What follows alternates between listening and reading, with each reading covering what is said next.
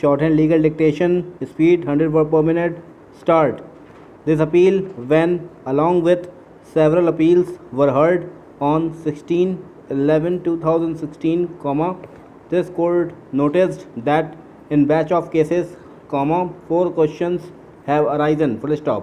The present batch of cases, of which civil appeal number 2165 is a leading case, relates only to question number 2, which is to the following effect, uncode, whether subsection within bracket 2 and subsection within bracket 3 of section 14 capital A inserted with effect from 1/4/2007 will apply to all pending assessments, whether rule 8 capital D is retrospectively applicable, uncode, para. All these appeals are raising only above question of law have been heard together and are being decided by this common judgment, full stop.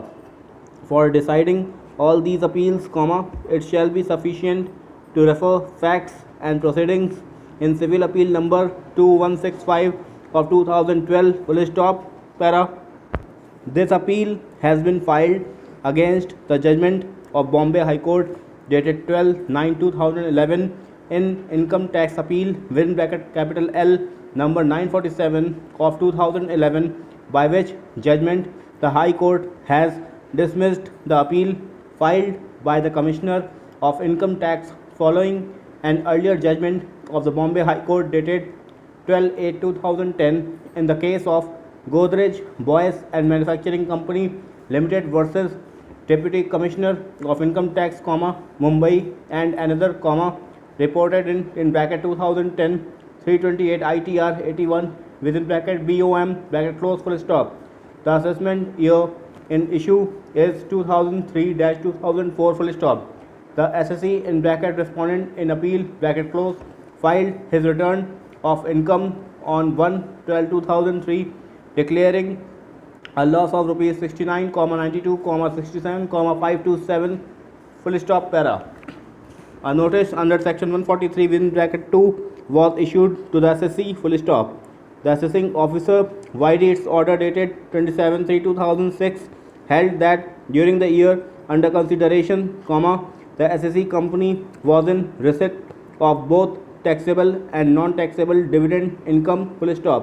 Accordingly, the dividend on investment exempt under section 10 within bracket 23 capital G was considered by the AO for the purpose of disallowance under section 14 capital A, full stop. Hence, proportionate interest relating to investment on which exemption under section 10 within bracket 23 capital G is available as per the working amounting to rupees 26 crores was disallowed under section 14 capital A RWS 10 in bracket 23 capital G of the IT Act, full stop, para. The SSE filed an appeal which was partly allowed by order dated 5/3/2009, full stop. The SSE filed an appeal before the ITAT, full stop.